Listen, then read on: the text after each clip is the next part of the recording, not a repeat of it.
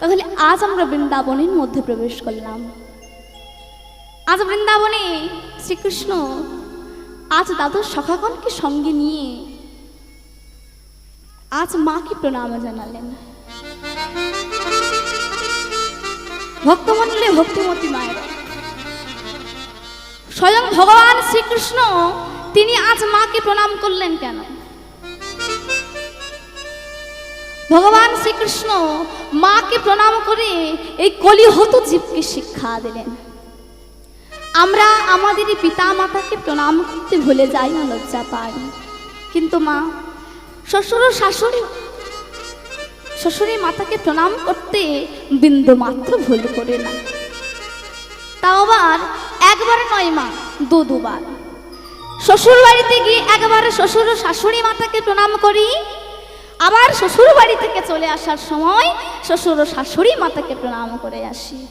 তখনই আমার শাশুড়ি মাতা মনে মনে করে, আহারে আমার জামাইটা কত না ভালো। কিন্তু মা নিজ নিজ পিতা মাতাকেই প্রণাম করেন। তা মা পিতা মাতাকে কখন প্রণাম করবে? সকালবেলা ঘুম থেকে উঠে সর্বপ্রথম মা বসুমতী মাকে প্রণাম করবেন। কারণ মা বসুমতী হলেন আমাদের সবার মা। সেই মাকে আমরা দাপিয়ে অর্থাৎ মাটিতে মারিয়ে যাই। আর সেই মাটিতে পা রাখার আগে একটি বার বলতে হবে, হে বসুমতী মা, আমরা দিনন্তে যে পাপ করি তুমি সেই পাপের ক্ষমা করে দিও। তারপর নিজ নিজ পিতা মাতাকে প্রণাম করে যে কর্মে যাবে সে কর্ম শুভ হবে। তা মা আমরা না হয় আমার এই পিতা মাতাকে প্রণাম করলাম, কিন্তু আমার মায়েরা কাদের প্রণাম করবে গো? কি গো মায়েরা, আপনারা তো পিতা মাতাকে ফেলে এসেছেন, তাহলে নিজ নিজ স্বামী দেবতাকে প্রণাম করবেন। কারণ মায়েদের স্বামী হলেন পরম গুরু। শাস্ত্রে কি বললেন না, সতী নারী পতির তরে এই সব সহি অকাতরে তীর্থ পরিণটন নাহি প্রয়োজন, যদি থাকে স্বামী পদে মন। বলছে সতী নারী পতির তরে এই সব সহি অকাতরে তীর্থ পরিণটন নাহি প্রয়োজন, যদি থাকে স্বামী পদে মন।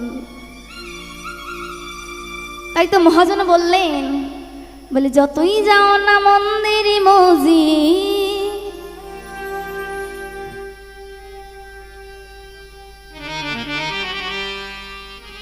যতই যাও না মন্দির মসজিদ, যতই করো গঙ্গা স্নান, বাবা মাকে না বাসিলে ভালো হয় না খুশি ভগবান। যতই যাও না মন্দির মসজিদ, যতই যাও না মন্দির মসজিদ, যতই করো গঙ্গা স্নান, বাবা মাকে না বাসিলে ভালো হয় না খুশি ভগবান। বাবা মাকে না বাসিলে ভালো হয় না খুশি ভগবান। যতই যাও না মন্দির মসজিদ, যতই যাও না মন্দির মসজিদ, যতই করো গঙ্গা স্নান, বাবা মাকে না বাঁচিলে ভালো হয় না খুশি ভগবান। বাবা মাকে না বাসিলে ভালো হয় না খুশি ভগবান। বাবা মাকে না বাসিলে ভালো হয় না ভগবান। পৃথিবীতে আসা ভাইরে ওই বাবা আমার জন্য, তাদের চরণ করলে সেবা জীবন হবে ধন্য। পৃথিবীতে আসা ভাইরে ওই বাবা আমার জন্য, তাদের চরণ করলে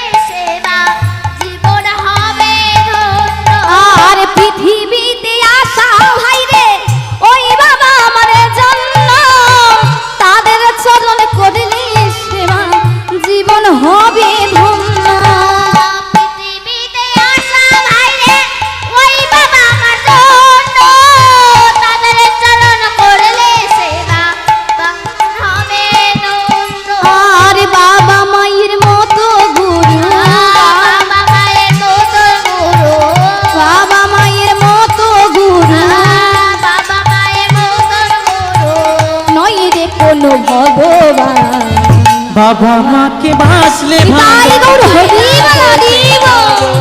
আরে বাবা মাকে বাসলে ভালো হয় না খুশির ভগবান, বাবা মাকে না বাসলে ভালো হয় না খুশির ভগবান।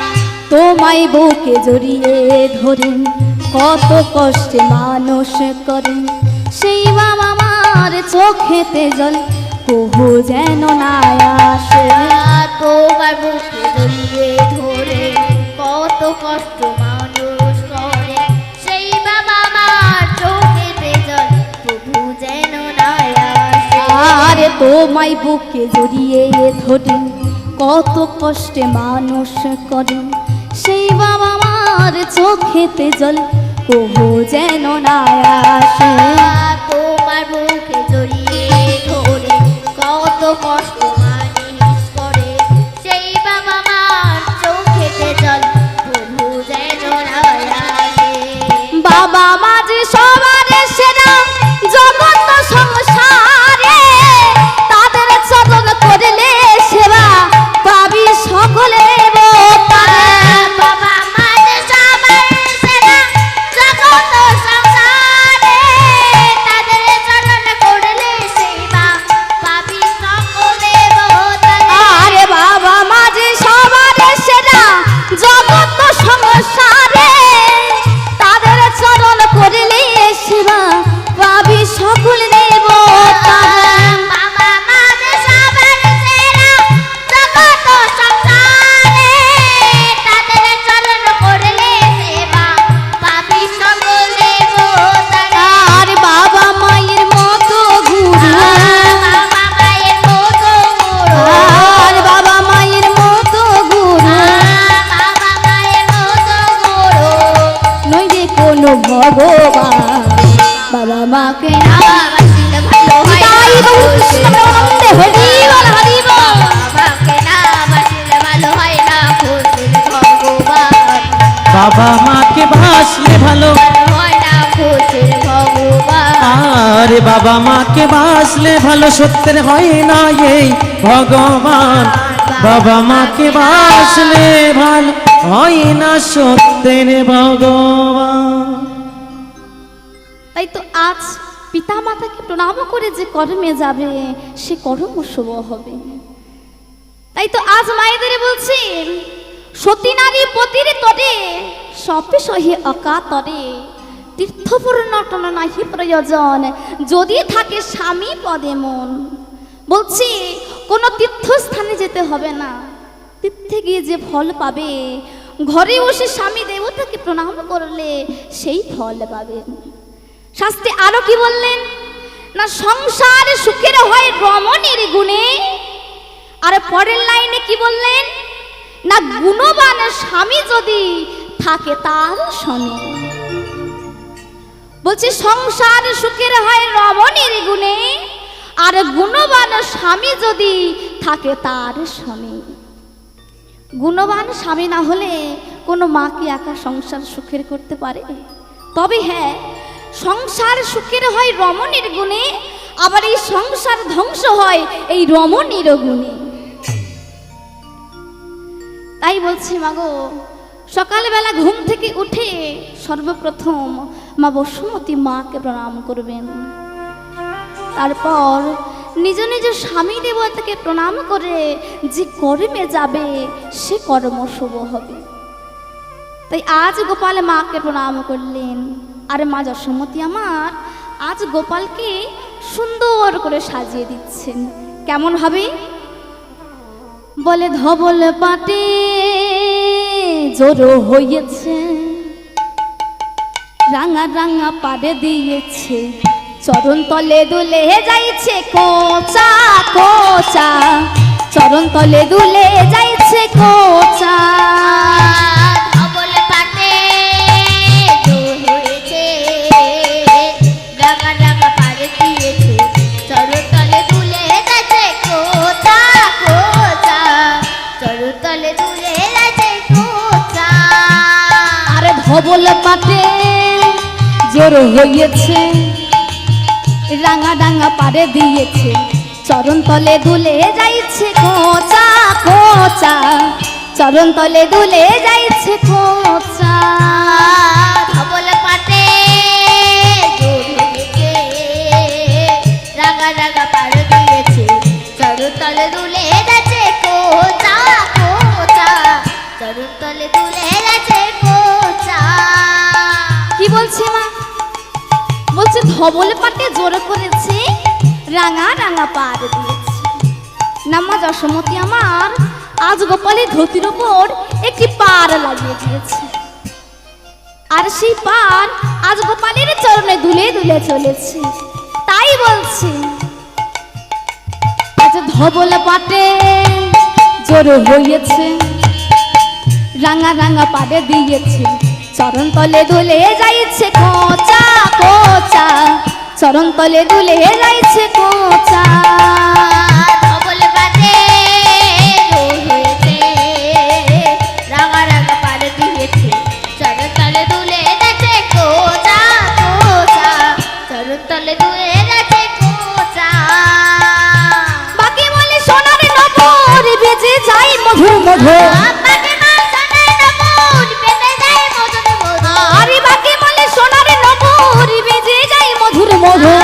বাকি মাল সোনার নপুর পেতে যায় মধুর মধুর। কি বলছে? বলছে বাকমলে সোনার নপুর আজ বেজে যায় মধুর মধুর। না মা যশোমতি আমার আজ গোপালের চরণে একটি নপুর বানিয়ে দিয়েছে, ঠিক যেমন বাঘের গায়ে দোরা কাটা দাগ থাকে তেমনই ডিজাইন করা। তাই বলছে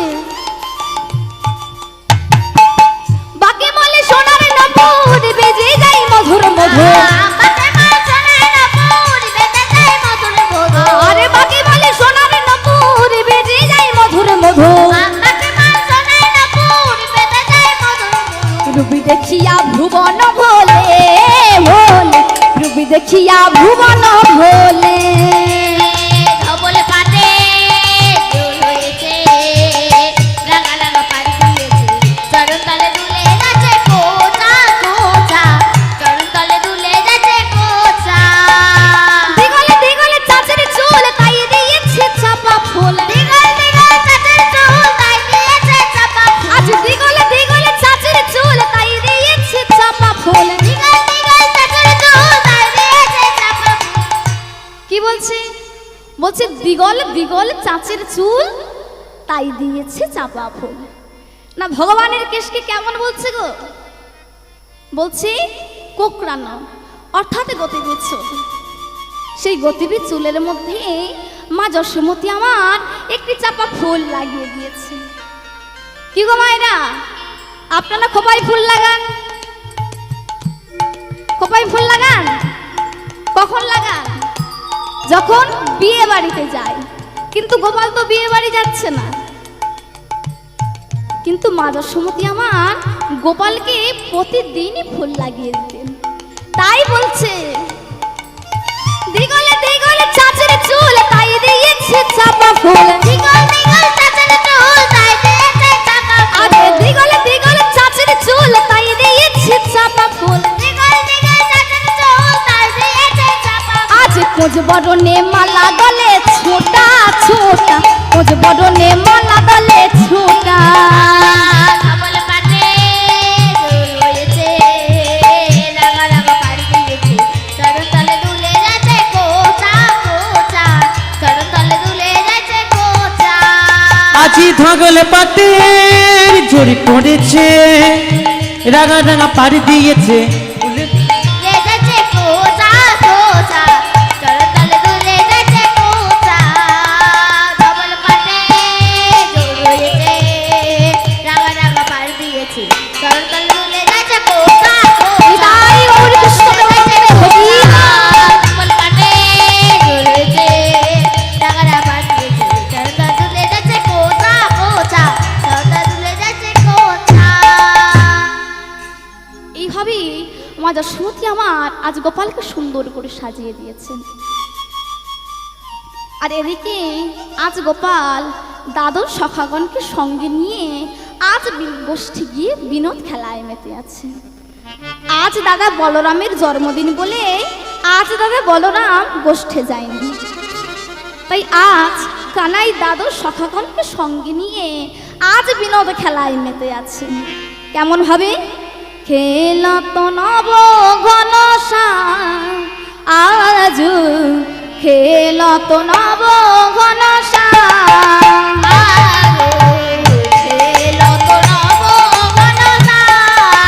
আজি খেলাতো খেলাতো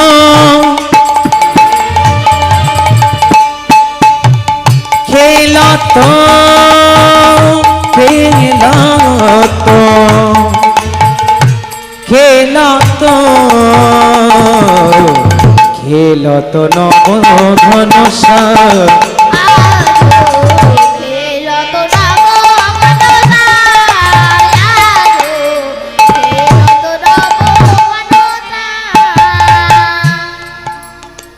শ্রীদাম সুদাম পাশে ভালো সভা করিয়াছে, আর শ্রীদাম সুদাম পাশে ভালো সভা করেছে।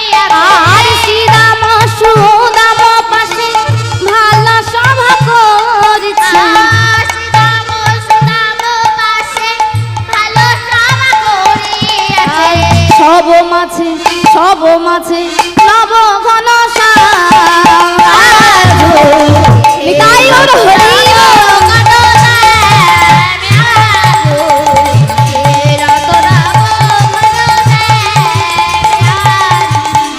খেলাতো নব ঘনসা ধবলি শ্যামলি পিয়ালি কমলি, আজি ধবলি শ্যামলি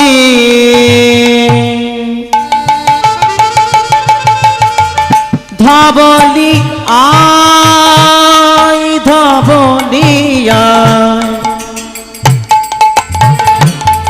ধবলি আই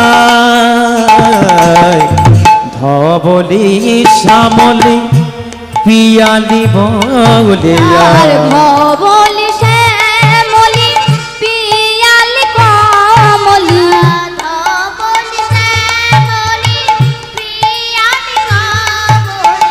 ফুকারত বল সব মাঝে নব ঘনসা আজ, খেলত নব ঘনসা আজ,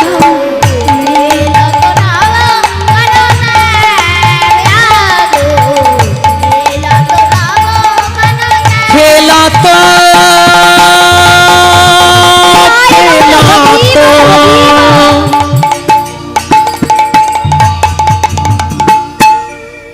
খেলাতো খেলাতো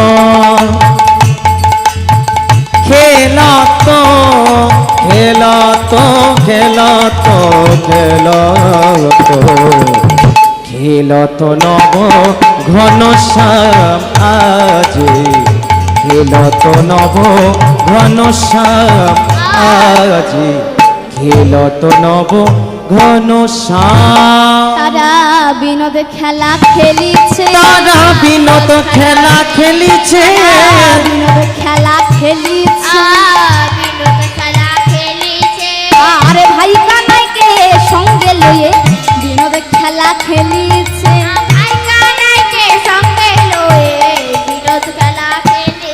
আরে ভাই কানাইকে সঙ্গে লয়ে বিনোদ খেলা খেলিয়েছে, আমার ভাই কানাইকে সঙ্গে লয়ে ভাই কানাইকে সঙ্গে লয়ে আমার ভাই কানাইকে সঙ্গে লয়ে আমার ভাই কানাইকে সঙ্গে লয়ে আমার ভাই কানাইকে সঙ্গে লয়ে আজি বিনোদ খেলা খেলিছে আরে বিনোদ খেলা খেলিছে আকারে সে বজরা খাল খেলত নন্দ দুলাল আজি খেলত নন্দ দুলাল। আজ সখাগণ বিনোদ খেলা খেলতে খেলতে সখাদের অবস্থা কেমন হলো? তাদের যেন বড়ই পিপাসা পেয়েছে। তাই আজ শ্রীদাম সুদাম বলছে, ভাই কানাই, কানাই, আজ যে আমার বড় পিপাসা পেয়েছে, একটু জল না হলে যে হৃদয়টা শীতল হচ্ছে না। তখন বলছে, ওরে কানাই, একে তো মধ্যাহ্ন কাল, তারপর আবার পিপাসা পেয়েছে, একটু জল না হলে যে হৃদয়টা শীতল হচ্ছে না। ওরে কানাই, তুই এখানে বস, আর আমরা একটু যমুনা হতে জল পান করে আসি। গ্রামবাসীর উদ্দেশ্যে জানানো যায় যে যারা যারা মন্দির প্রাঙ্গণে গণ্ডি দেবেন এখনই মন্দিরে চলে আসুন। যারা যারা মন্দিরে গণ্ডি দেবেন এখনই চলে আসুন। ওরে কানাই, তুই এখানে একটু বস, আর আমরা যমুনা হতে একটু জল পান করে আসি। এই বলে আজ সখাগণ কৃষ্ণ সঙ্গ পরিত্যাগ করে আজ ঘুরতে ঘুরতে এমন একটি জায়গায় এসে উপস্থিত হয়েছে যার নাম কালিয়দহ। এই কালিদহের স্বচ্ছ শীতল জল দেখে তাদেরই পিপাসা যেন আরো দ্বিগুণ বেড়ে ওঠে। আর পদকর্তা এর বর্ণনা দিলেন কেমন ভাবে, ও গো যমুনার একদাহে কালিয় নাগ তাহার রহে। আহারে যমুনার এক দাগে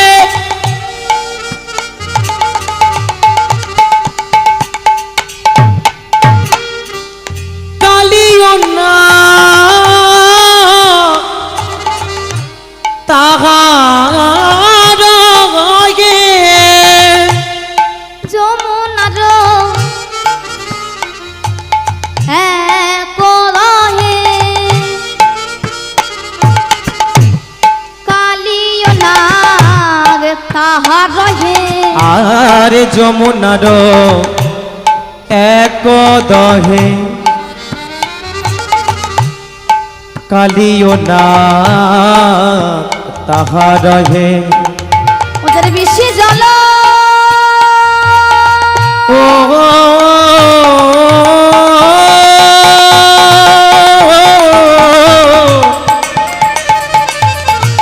জলের বাতাস ইয়া গো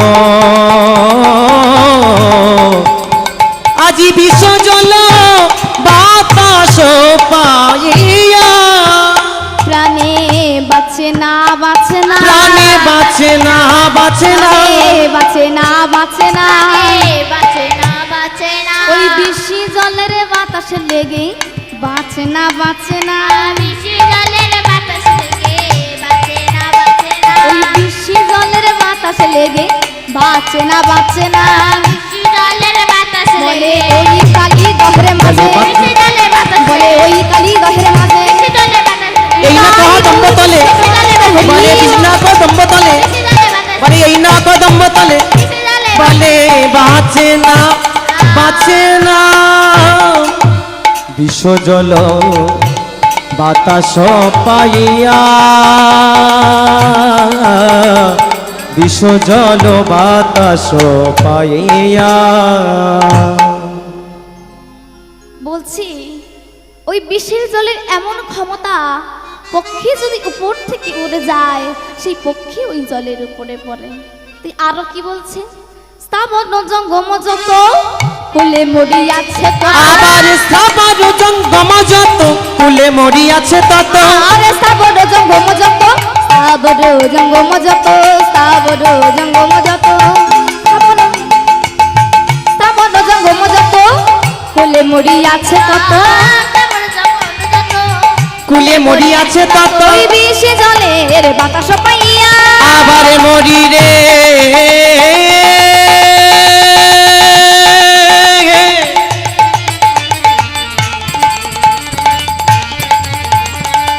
আহা মরি রে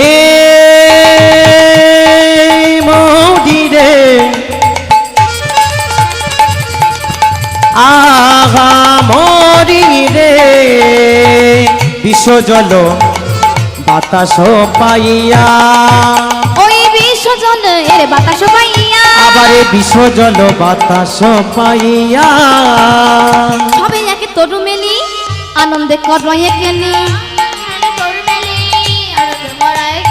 আরে সবাই একে তরু মেলি আনন্দে করয়ে গেলি, আবার বিষ জল বাতাস পাইয়া, আবার বিষে জলে বাতাস পাইয়া, তারা মরে না মরে না মরে না মরে না, কারা মরে না? বলছে ওই বৃষ্টি জলের বাতাস পেয়ে স্থাবর জঙ্গম সবাই মরে আছে, শুধু একজন মরে না। কে মরে না? ওই কেলি কদম্ব বৃক্ষটি। তাই তো বলছে, বলে মরে না মরে না মরে না মরে না মরে না মরে না মরে না মরে না, ওই বৃষ্টি জলের বাতাস পেয়ে মরে না মরে না, ওই বৃষ্টি জলের বাতাসে লেগে মরে না মরে না, এই বিষ জলের বাতাসে লেগে, এই বিষ জলের বাতাসে লেগে, এই বিষ জলের বাতাসে লেগে, এই বিষ জলের বাতাসে লেগে, এই বিষ জলের বাতাসে লেগে বলে মরে না মরে না, বৃষ্টি জলে বাতাস পাইয়া গো, বৃষ্টি জলের বাতাস পাইয়া, আবার বিষ জল বাতাস পাইয়া গো, বিষ জল বাতাস পাইয়া, বলছি স্থাবর জঙ্গম গাছপালা পশু পাখি সবাই মরে আছে, শুধু একটি বটবৃক্ষ বেঁচে আছে, যার নাম কেলি কদম্ব বৃক্ষটি। মাথা উঁচু করে সাগরের বেতের তীরে আজও দাঁড়িয়ে আছেন। যারা বৃন্দাবনে গিয়েছেন বা যারা যাবেন দেখবেন আজও সেই কেলি কদম্ব বৃক্ষটি মাথা উঁচু করে দাঁড়িয়ে আছে। কি এমন সুকৃতি করেছিল যে ওই গাছটিকে মারতে পারেনি? আসুন আমরা একটু আস্বাদন করি।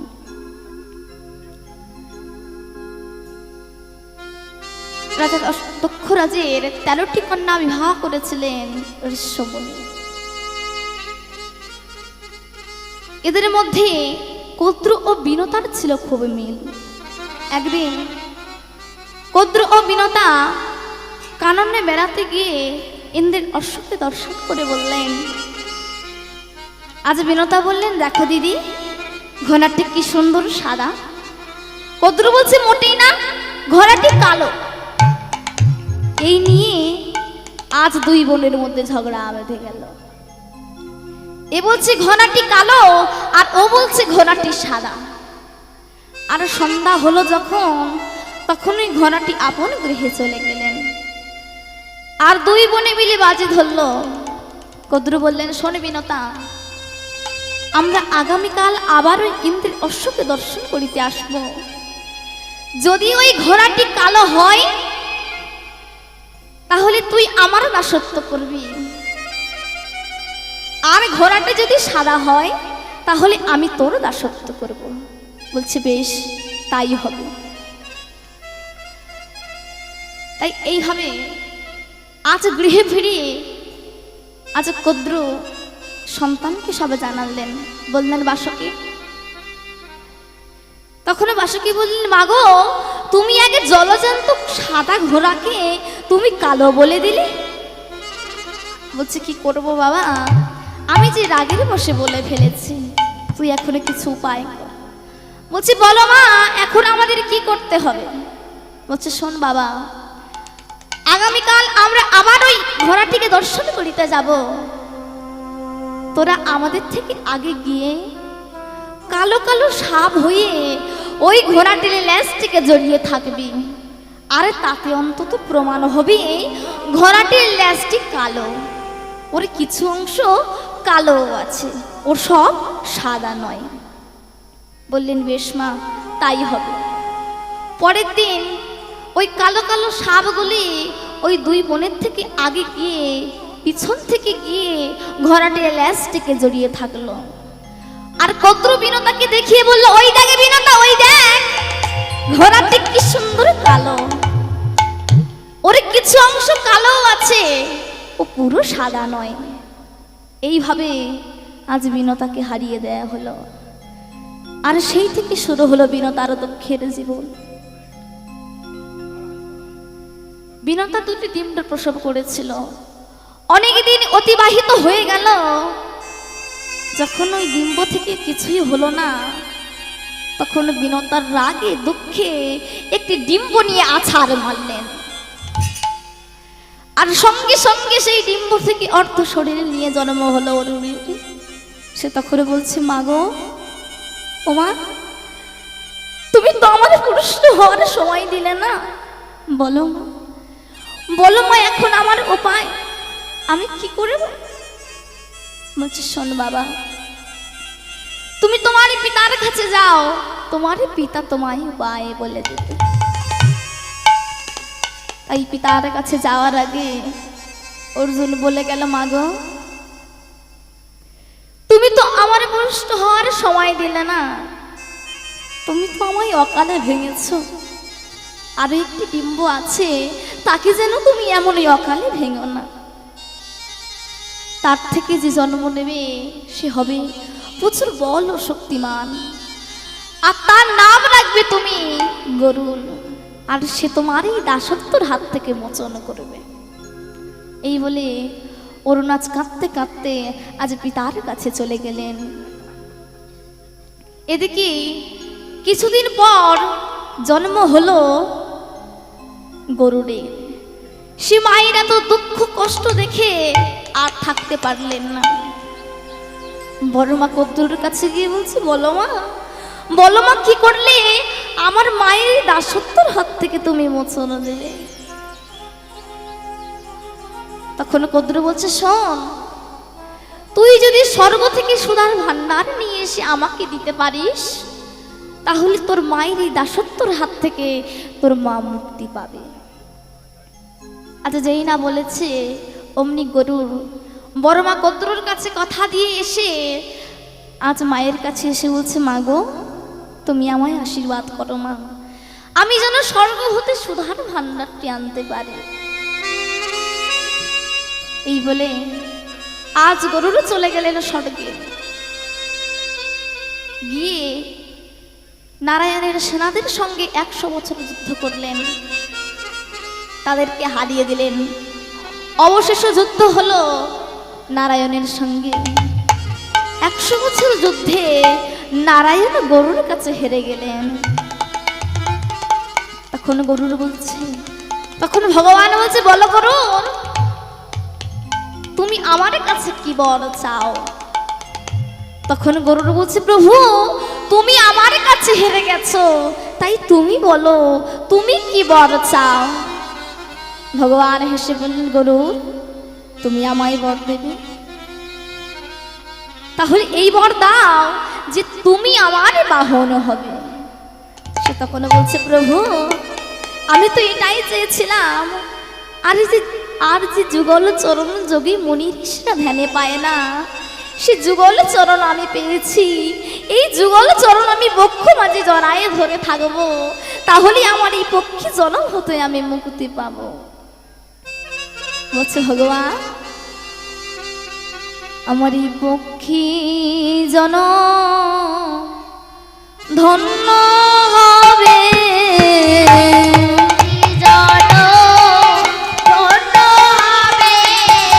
পক্ষী জনম ধন্য হবে,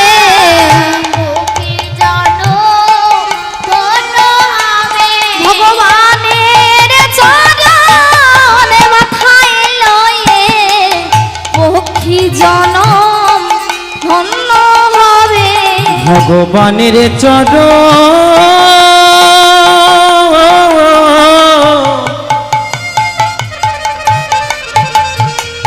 আমার মাথায় লয়ে রক্ষী জন ধন্য হবে। ভগবানের চরণ মাথায় লয়ে পক্ষী জনম ধন্য হবে। ভগবানের চরণ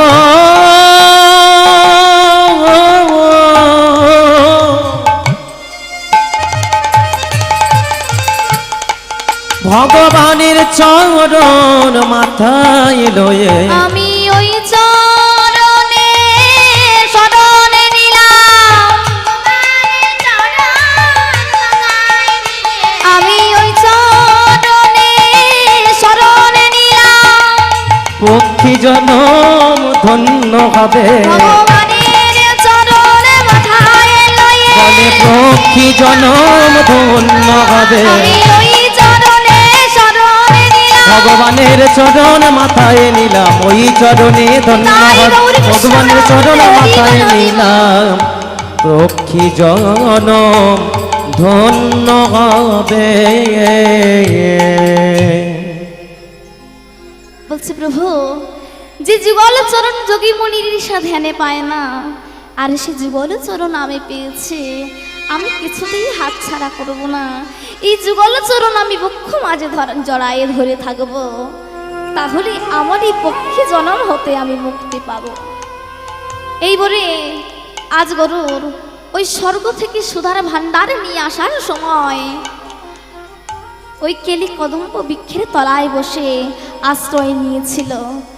আর সেই সুধার কষ্টে আজও সেই কেলি কদম্ব বৃক্ষটি জীবিত ছিল। কালিদহের বিশ্বের জলে ওই গাছটিকে তাই মারতে পারেনি।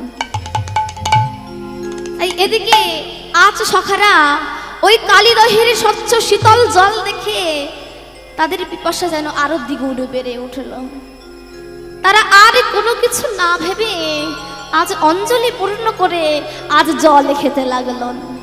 আর সঙ্গে সঙ্গে প্রাণ জ্বলে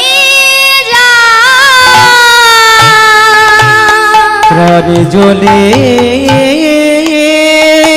জ্বলে যা, প্রাণ জ্বলে যা, প্রাণ জ্বলে যায়, প্রাণ জ্বলে জ্বলে যা। ও গো ভগবান, চলে গেল রে ভাই, চলে গেল। ওরে কানা, ও ভগবান, ওরে কানা, তুই একটিবার দেখা দে আমার। ও গো করুণা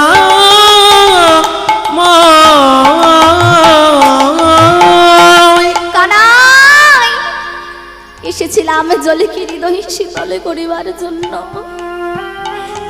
কিন্তু একটি হলো রে ভাই কানাই, যে বিষের জ্বালায় প্রাণ জ্বলে যায়। ওরে কানাই, তুই কোথায় আছিস? একটিবার দেখা দে। আজ সমস্ত সখা আজ কাঁদছে। আজ কোনো সখা নিরে, কোনো সখা তীরে, কারো বা অর্থ দেহ নিরে, অর্থ দেহ তীরে আজ কানাই কানাই বলে চিৎকার করছে আর বলছে, ওরে কানাই, তুই একটিবার দেখা দে ভাই কানাই, একটিবার দেখা দে। শুনেছে মরমকালে যদি কোনো জীব তোকে বদন দেখে মরতে পারে, সে নাকি আবার পর জন্মে তোরে পায়। ওরে কানাই, তোরে এ জন্মে পেলামে বটে, কিন্তু তোর সঙ্গ করে আসা মেটিল না রে কানাই, তুই একটিবার দেখা দে। তাই তো বললেন, ভগবান যদি কাউকে ধরে রাখে তাকে কেউ ছাড়তে পারে না, আর ভগবান যদি কাউকে মারেন সে আর কোনোদিন বাঁচতে পারে না। তার কারণ ত্রেতা যুগে রামচন্দ্র অবতারে যেদিন রাম লক্ষ্মণ আর সীতা বনবাসে গেলেন, যখন সীতা হরণ হয়ে গেল, তখন সীতা উদ্ধার করবার জন্য ভগবান বানর সৈন্যগণ নিয়ে আজ সাগর বন্ধন করতে লাগলেন। আজ বানরের সেনারা সারাদিন পরিশ্রম করে সাগর বন্ধন করতে লাগলেন। আর রামচন্দ্র মনে মনে চিন্তা করছি, সবাই তো পরিশ্রম করছে, তাহলে আমি কেন বসে থাকব? তাই গভীর রাতে ভগবান রামচন্দ্র একটি পাথর নিয়ে যেই না ওই জলের মধ্যে দিয়েছে, অমনি টুক করে পাথরটি ডুবে গেছে। তখন ভগবান মনে মনে ভাবলেন, কি হলো? বানর সৈন্যরা পাথর ফেললো, সে পাথর ভেসে উঠলো, আর আমি পাথর ফেললাম, সে পাথরও ডুবে গেল কেন? আজ গাছের ডালে বসেছিল বানর, সে লেবে এসে বলছে, প্রভু। তখন রামচন্দ্র বলছেন, বলো তো হনুমান, তোমরা পাথর ফেললে, সে পাথর ভেসে উঠলো, আর আমি পাথর ফেললাম, সে পাথর ডুবে গেল কেন? বলছে, প্রভু, আমরা যে পাথর জলে ফেলেছি, তাতে তো আমরা নয়নে জলে দিয়ে তোমার নাম লিখে ফেলেছি। আর প্রভু, তুমি যে পাথর ওই জলে ফেলেছো, তাতে তো তোমার রাম নাম লেখা নেই। প্রভু, তোমার গুণে নয়, তোমার নামের গুণে, তাই তো পাথর ভেসে উঠেছে। তাই তো বললেন, ভগবান যদি কাউকে ধরে রাখে, তাহলে তাকে কেউ ছাড়াতে পারে না, আর ভগবান যদি কাউকে মারে, তাহলে সে কোনোদিনে বাঁচতে পারে না। আজ পরম সখা মধুমঙ্গল আজ ওই কেলিকদম্ব বৃক্ষের তলায় এসে পড়ে গেলেন, আর কানাই কানাই বলে কাঁদছে। আর ওই বালুকা রাশির মধ্যে নিজের অঙ্গলে দিয়ে আজ কৃষ্ণ বদন অঙ্কিত করে আজ বলছে, ওরে কানাই, শুনেছি মরণকালে যদি কোনো জীব তোর বদন থেকে মরতে পারে, সে নাকি আবার পরজন্মে তোরে পায়। কানাই একবারে সে দাঁড়ায়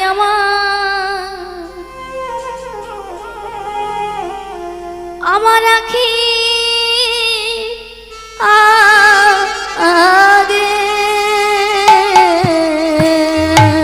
ওরে কানাই রে,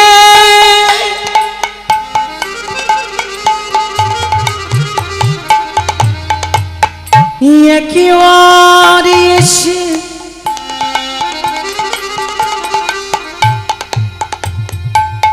একেবারে তারা রে কানা।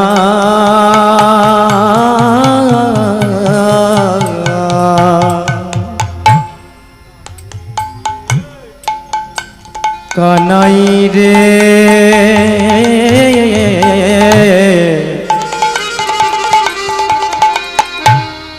একেবারে এসে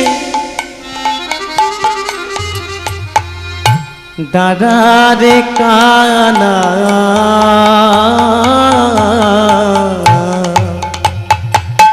তোর বদন দেখে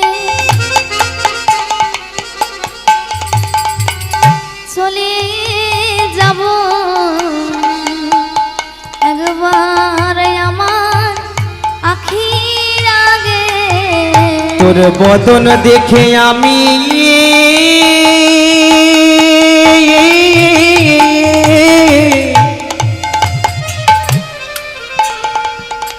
তোর বদন দেখে আমি চলে যাব কানাই। একেবারে এসে দেখা দে কানাই। তোর বদন দেখে চলে যাব ওরে আমার প্রাণের কানাই। দেখে চলে যাব, বলে ওহে আমার প্রাণের কানাই। দেখে চলে যাব, বলে ওহে আমার প্রাণের কানাই। দেখে চলে যাব রে আমার প্রাণের কানায়। বদন দেখে চলে যাব রে, বদন দেখে চলে যাব রে আমার প্রাণের কানায়। তোরে বদন দেখে আমি চলে যাব। কানাই রে, শুনেছি মরণকালে যদি কোনো জীবিত তোর বদনে দেখে মরি, বদন দেখে জীবি মরে যায়, সে নাকি আবার পরজন্মে তোরে পায়। পরজন্মে নাকি তোরে পায়। এই জন্মে পেলামে বটে, কিন্তু তোর সঙ্গ করে আশা মিটিল না রে, মিটিল না রে। তাই আমরা আবার পরজন্মে তোরে পাবো। আমি পরজন্মে তোরে পাবো। আরে পরজন্মে তোরে পাবো। আমি পরজন্মে তোরে পাবো। ওরে আমার প্রাণের কানাই, পরজন্মে তোরে পাবো। ওরে আমার প্রাণের কানাই, পরজন্মে তোরে পাবো। বলো রে আমার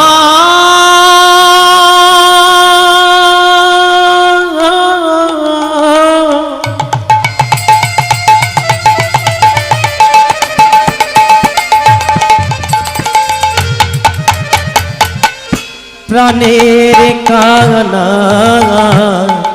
পরজন্মে তোরে পাব। ওহে আমার প্রাণের বলে ওঠে আমার এই প্রাণের কানাই, বদনে রেখে চলে যাব। বলে ওরে আমার প্রাণের কানাই পরজন্মে তোরে পাবো। ওরে আমার প্রাণের কানাই পরজন্মে তোরে পাবো। আমি পরজন্মে তোরে পাবো। ওরে কানাই রে, একটিবার তুই দেখা দে।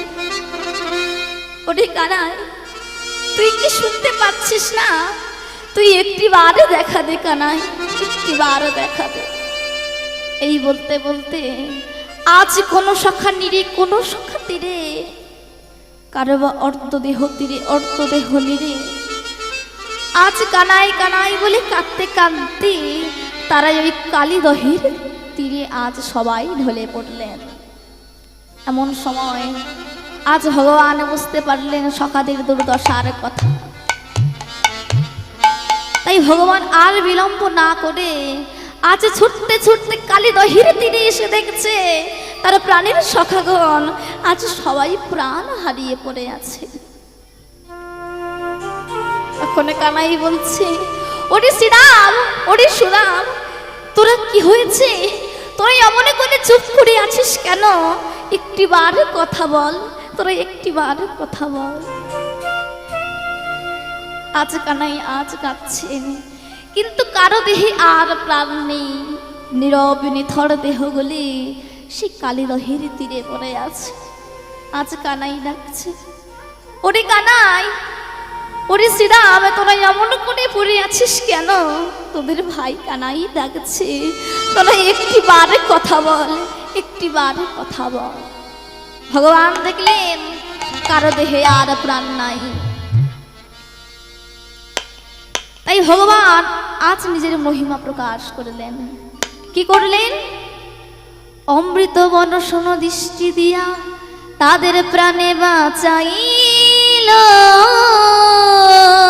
প্রাণে বাঁচাইলো।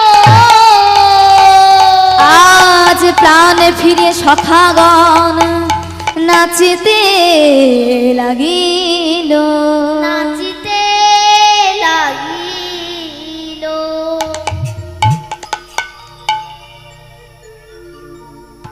আজ যেই না ভগবান সবাইকে প্রাণে বাঁচিয়ে দিয়েছেন, অমনি আজ সবাই আনন্দে নাচতে লেগেছেন আর বলছেন, ও হে ব্রজবাসী, তোমাদের আর কোনো ভয় নাই। বলছে কি হয়েছে? বলে আমাদের ভাই কানাই আছে, আমাদের ভাই কানাই বলে আমাদের ভাই কানাই আছে, আমাদের ভাই কানাই আছে। এই না বৃন্দাবন মাঝে আমাদের ভাই কানাই আছে। বৃন্দাবন মাঝে আমাদের ভাই কানাই আছে। ব্রজবাসী বলছে, ওরে কানাই,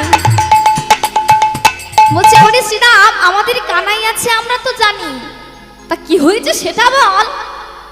শোনো শোনো, আমাদের ভাই কানাই আছে, আমাদের ভাই কানাই আছে, এই না বৃন্দাবন আছে, আমাদের ভাই কানাই আছে, এই না বৃন্দাবন আছে, আমাদের ভাই কানাই সে আছে, যে মডিলে বাঁচাইতে পারে, আমাদের ভাই কানাই আছে, মরিলে বাঁচাইতে পারে, আমাদের ভাই কানাই আছে, মডিলে বাঁচাইতে পারে, আমাদের ভাই কানাই আছে। মরিলে বাঁচাইতে পারে, আমাদের ভাই কানাই আছে। এইভাবে আজ সখাগণ ব্রজবাসীদের বলছে, ও হে ব্রজবাসী, তোমাদের আর কোনো ভয় নাই, কারণ আমাদের ভাই কানাই আছে, সে যে মডিলে প্রাণে বাঁচাইতে পারে, আমাদের ভাই কানাই আছে। যখন সখরা আজ আনন্দে উল্লাস করতে লাগলেন, আজ কি বলতে লাগলেন? আনন্দ নবঘন শ্যাম হেরি সুন্দর নয়ন বিরা, ওই চরণে শরণ নীলা, ধন্য ত্রিভুবন ধাম ধাম ধাম, নিতাই গৌর হরি আনন্দ আনন্দ নবঘনশ্যাম, হরি নন্দ বিজয় নন্দীরাম, চরণে শরণ নীলাম, ধন্য ত্রিভুবন ধামে ধামে ধাম।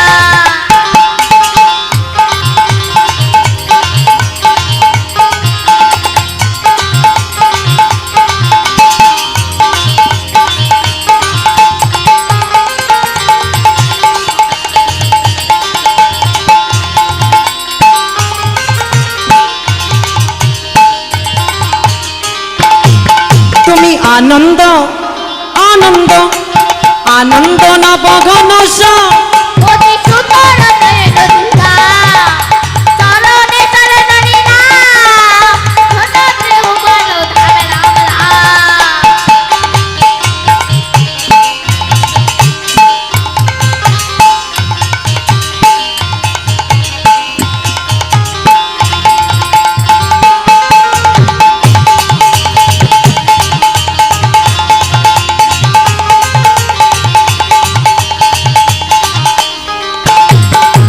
কৃষ্ণ যে ভক্ত ভিখারি, কুঞ্জ কানন বিহারি, কৃষ্ণ যে ভক্ত ভিখারি, হেরি কুঞ্জ কানন বিহারী, আরে কৃষ্ণ যে ভক্ত ভিখারি, কুঞ্জ কানন বিহারি, কৃষ্ণ যে ভক্ত ভিখারি, হেরি কুঞ্জ কানন বিহারী, ওই চরণে শরণ নীলা, ওই চরণে শরণ নীলা, চরণে শরণ নীলাম, ধন্য ত্রিভুবন ধাম ধাম ধাম, নিতাই গৌর হরি আনন্দ আনন্দ নবঘনশ্যাম, অতি সুন্দর নয়নদীরাম, চরণে শরণ নীলাম, ধন্য ত্রিভুবন ধামে ধামে ধাম।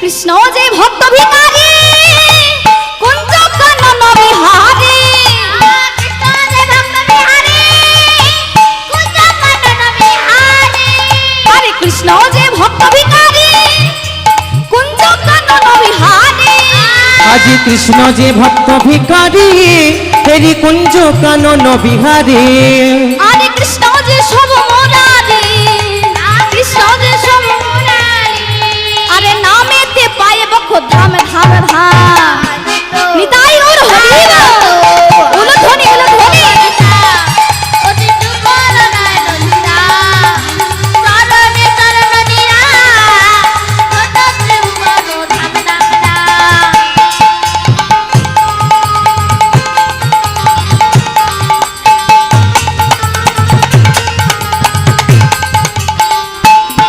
তুমি আনন্দ নবঘন শ্যাম, অতি সুন্দর নয়নদীরাম, চরণে শরণ নীলাম, ধন্য ত্রিভুবন ধামে ধামে ধাম। আর ধন্য ত্রিভুবন ধাম, ধন্য ত্রিভুবন ধাম, ধন্য ত্রিভুবন ধাম। এইভাবে আজ সখাগণ নাচতে লাগলেন। আজ বলছে ওরে শ্রীরাম ওরে সুরাম সবাই মিলে নাচ। আর তখন কানাই বলছে শোন, এখন আনন্দ করার মতো কিছু হয় নাই। আজ ওই কালীয় নাককে আজ আমি দমন করব।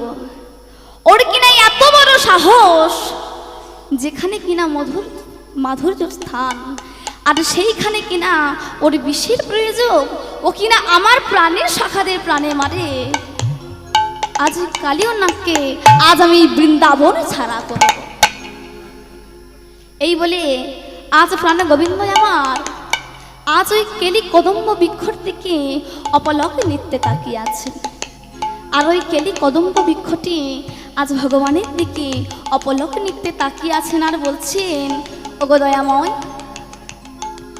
তুমি আর কেন দূরে দাঁড়াই, এসো এসো একবার আমায় এসে আলিঙ্গন করো। ওগো প্রভু, তোমার কি মনে নাই, তুমি যে প্রতিজ্ঞা করেছিলে তুমি আমাকে আলিঙ্গন করবে, সে কথা কি তোমার মনে নাই? তবে আর কেন দূরে দাঁড়াই, এসো এসো তুমি একবার এসে আমায় আলিঙ্গন করো। ভগবান কখন কথা দিয়েছিলেন যে কেলি কদম্ব বৃক্ষটিকে তিনি আলিঙ্গন করবেন? ত্রেতা যুগে রামচন্দ্র অবতারে ভগবান রামচন্দ্র একটি যজ্ঞ করেছিলেন। তখন তো সীতা হরণ হয়ে গেছিল, তাই স্বর্ণ সীতাকে পাশে রেখে তিনি যজ্ঞ করেছিলেন। আর যজ্ঞ শেষে যখন স্বর্ণ সীতাকে নিয়ে চলে যাচ্ছিল, তখন সেই স্বর্ণ সীতা মনে মনে বাসনা করেছিল, ওগো দয়াময়, তুমি তো আমার পাশে রেখে যজ্ঞ করলে, কিন্তু দয়াময় তুমি তো আমায় একটি বারের জন্য পরশ করলে না। ভগবান রামচন্দ্র স্বর্ণ সীতার মনের কথা বুঝতে পেরে বলছে, শোনো, এজন্য তোমার মনোবাসনা পূর্ণ হবে না। আগামী দাপর যুগে তুমি স্বর্ণ সীতা, আগামী দাপর যুগে তুমি হবে কেলি কদম্ব বৃক্ষ। আর আমি যেদিন ওই কালীয় নাককে দমন করব, সেদিন আমি তোমাকে আলিঙ্গন করব। তাহলে বোঝা গেল এই কেলি কদম্ব বৃক্ষটি হলেন সেই ত্রেতা যুগের স্বর্ণ সীতা। তাই ভগবান আজ ওই কেলি কদম্ব বৃক্ষটিকে আলিঙ্গন করে আজ ওই কেলি কদম্ব বৃক্ষের ওপরে উঠেছে। আর যেই না ঝাবে দিনে যাবে, অমনি শ্রীরাম পিছন থেকে হাত টেনে বলছে, কানাই তুই কোথায় যাবি? বলছে, আজ ওই কালীয় নাককে আজ আমি দমন করব। ওর কিনা এত বড় সাহস, ও আমার প্রাণের সখাদের ও প্রাণে মারে। আজ ওই কালীয় নাককে আজ আমি দমন করব। তখন শ্রীরাম বলছে, ওরে কানাই, আমি তোকে কিছুতেই যেতে দেব না। ওরে কানাই, আমরা প্রাণে মারা গেছিলাম, তুই আমাদের প্রাণে বাঁচিয়েছিস, কিন্তু ভাই কানাই, ওই মরা বাঁচার মন্ত্র তো আমরা জানি না। তোর যদি কিছু হয়ে যায় আমরা কি করে তোকে বাঁচাবো? তাই আমি তোকে কিছুতেই যেতে দেব না। ওরে কানাই, আজ যখন সকালবেলা গোষ্ঠী থেকে আমরা এসেছিলাম, তখন মা বলেছিল, ওরে শ্রীরাম, আজ দাদা বলরাম যাবে না, আজ তোকে আমার কানাইকে আজ তোমার করে সঁপে দিলাম, তুই আমার কানাইকে দেখিস। আজ যদি তোর ঝাবে দিয়ে কিছু হয়ে যায়, আমি মায়ের কাছে গিয়ে কি বলবো? ওরে কানাই, আমি কি বলিয়া যাব ঘরে,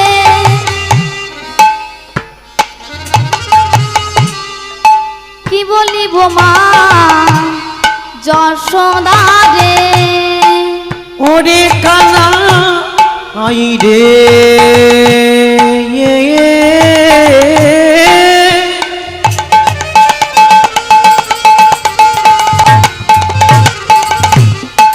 কি বলিয়া যাব ঘরে,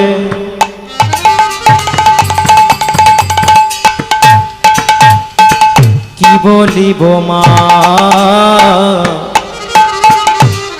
যশোদা রে?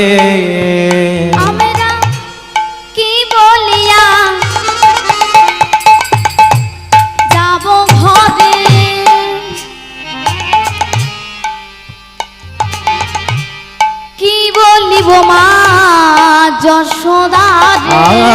কি বলিয়া যাব ঘরে,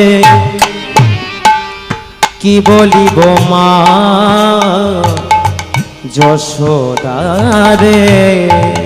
ওই দেখে ধেনু বৎস ও গো মা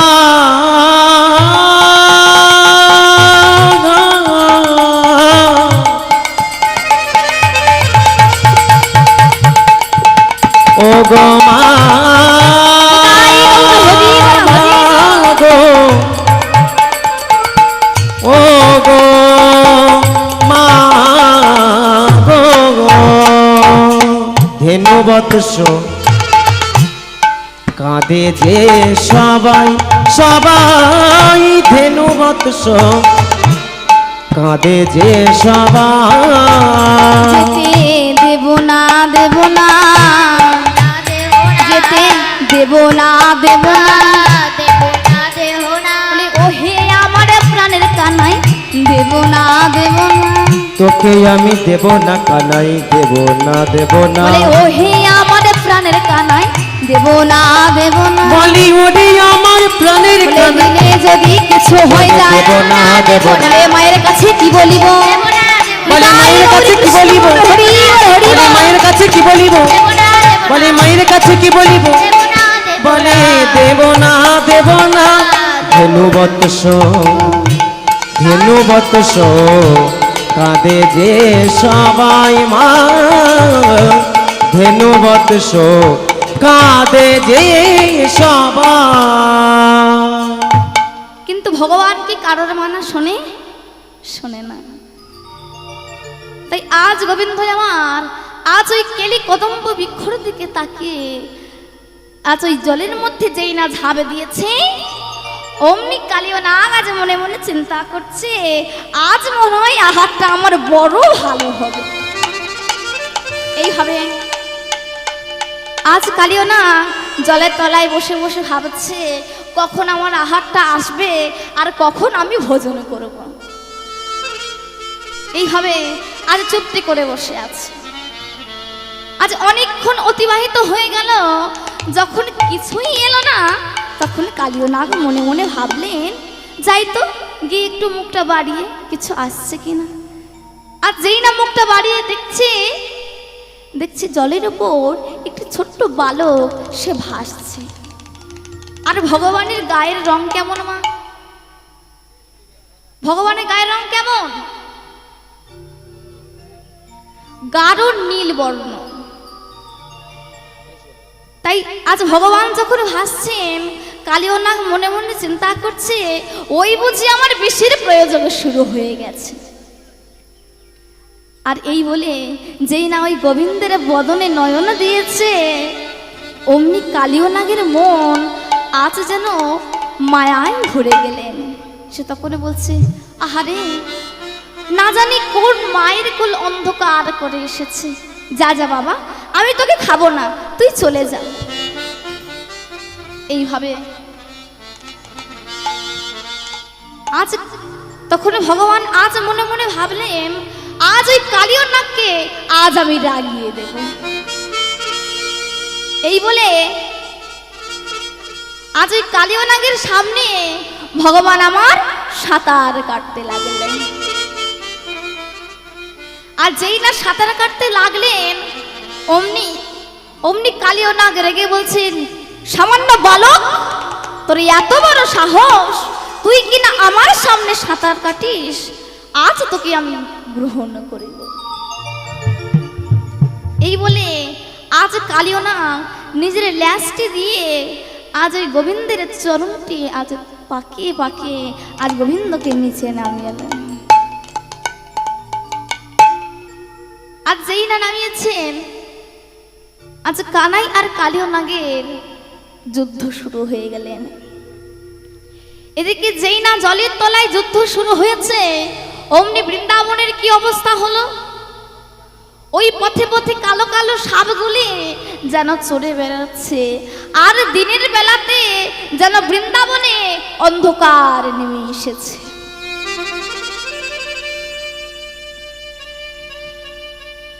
আচ্ছা, সবাই দুশ্চিন্তা করছে, না জানি তার কানাই কেমন আছে। আর এদিকে যখন ওই কালিয়ানাগকে আজ দমন করতে যাবে, আজ ভগবান কি করলেন না, ওই কালিয়ানাগকে দমন করবে বলে অনেকক্ষণ ধরে যুদ্ধ হচ্ছে, তো যখন কেউ হারছে না তখন ভগবান নিজের মহিমা প্রকাশ করলেন। ভগবান প্রথমে এত লম্বা হলেন যে কালিয়ানাগের থেকে বেশি বড় হয়ে গেলেন। আর এইভাবে যেই আজ কানাই ওই গোবিন্দের মাথার, আজ ওই কালিয়ানাগের মাথার উপরে পা তুলে দিয়েছে। আজ দিয়ে এত ভারী হতে লাগলেন, ভারী থেকে ভারী এত ভারী হলো যে কালিয়ানাগ আর মাথায় করে রাখতে পারলেন না, ওই জলের তলায় নেমে গেলেন। আজ যেই না কালিয়ানাগকে আজ মারতে যাবে, তখন তিন রানী এসে বলছে, প্রভু তুমি আমার স্বামীর প্রাণ ভিক্ষা দাও। আচ্ছা ভক্তমণ্ডলী, ভক্তিমতী মায়েরা, এই কালিয়ানাগকে কেনই বা তিনি খলরূপে জন্মগ্রহণ করে এই বৃন্দাবনে বাস করছে, আসুন আমরা একটু আস্বাদন করি। এই কালিয়ানাগ হলেন তখনকার দিনের এক রাজা, এর নাম চন্দ্রধ্বজ নামের এক রাজা। আর তখনকার দিনে কি হতো, রাজারা সৈন্য সামন্ত নিয়ে বনে মৃগয়া করতে যেত। তাই আজ চন্দ্রধ্বজ নামের রাজা সৈন্য সামন্ত নিয়ে আজ বনে মৃগয়া করতে গেলেন। আজ যাচ্ছেন আর ওই গোবিন্দের নাম করে করে যাচ্ছেন। আজ দুটি বাহু তুলে গোবিন্দের নাম করে যাচ্ছেন। সবাই মিলে দেখি বাহু তুলে, আজ কৃষ্ণ বলে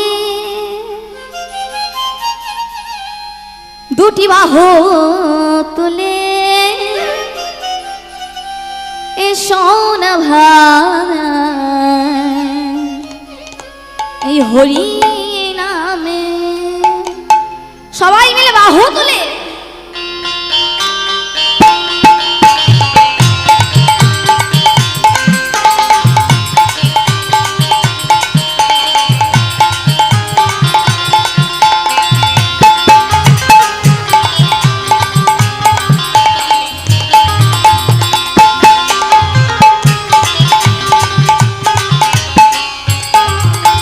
কৃষ্ণ বলে বাহু তুলে নাচো যে মন হরি নামে, কৃষ্ণ বলে বাহু তুলে নাচো রে মন হরি বলে।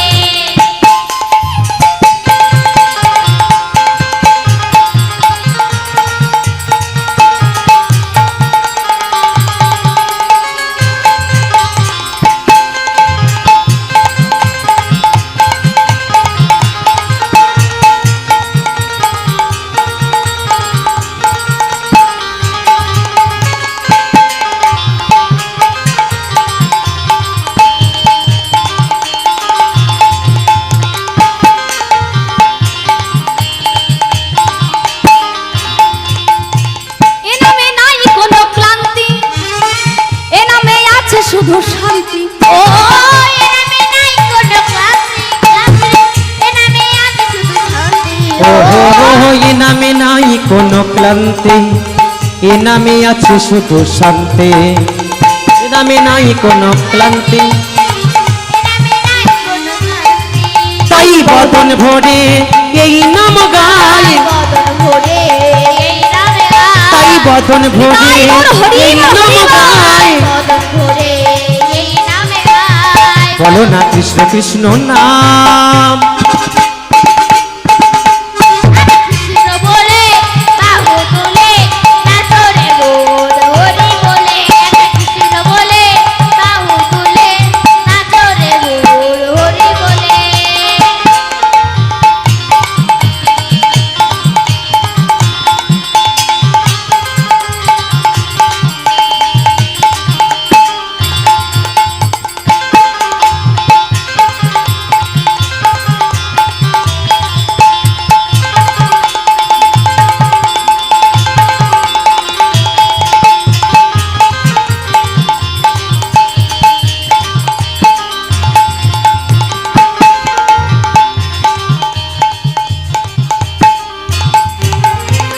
এ নামে আছে শুধু শান্তি, এ নামে নাই কোনো ক্লান্তি।